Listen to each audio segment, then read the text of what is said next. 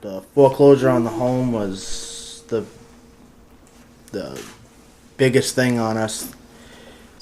We hired a contractor that was supposed to fix the house and do work for us. He broke ground, didn't get permits, didn't call DigSafe. He wasn't legit. He was stealing somebody else's contractor number, took almost 40 grand from us and ran.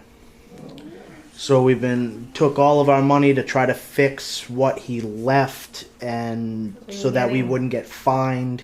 So they put a stop work order on us, and they go, well, that's a $500 a day fine. And then it's like $13,000 to clean up their mess because he's not an actual contractor. So we dipped into almost all of our funds, all of the money that we had because we pulled an equity loan on the house to fix the house. How we were fixing the house. And it completely wiped us out, and then I ended up losing my job because I was stressed out. Personal savings. We were doing the stuff trying to fix the house.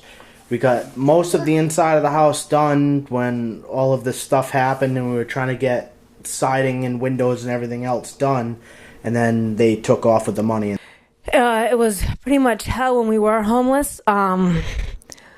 After we lost our home, we had to end up moving in with. I was pregnant at the time, and I ended up having to move in with my mother-in-law and father-in-law until the foreclosure went through on the house. And actually, gave birth. 2 days later, my house was foreclosed on. So it was like a heartbreaking time. Like, it's a beautiful time because I had my son, but then it was heartbreaking because I lost my home. And it's like, oh my God, what am I going to do now? And we lived with my in-laws for about 2 years. And my son started kindergarten, and, my baby had his first birthday, and we're like, this is horrible. Our children are growing in front of us, and we're still living with mom and dad.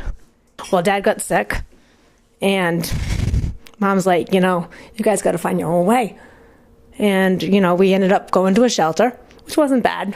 The kids, Rhode Island Family Shelter, and the kids were able to make friends, and they had fun, and, it gave us that wake-up call, like, oh my God, this is real, this is life, Spoke to we mentioned to the social worker at the shelter that my husband was in the Army, and, and so all of a sudden, we can call Operation Stand Down, and this man, Kevin, came down, and he spoke with my husband and I, and lo and behold, we're here.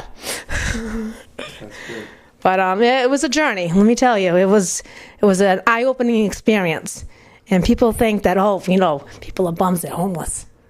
But they don't know the story behind the story. Right. They don't know how the people got to that point in life. Yep.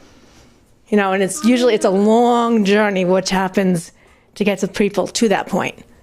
But people don't understand, the struggles and the stuff that you go through. Life isn't always all fun.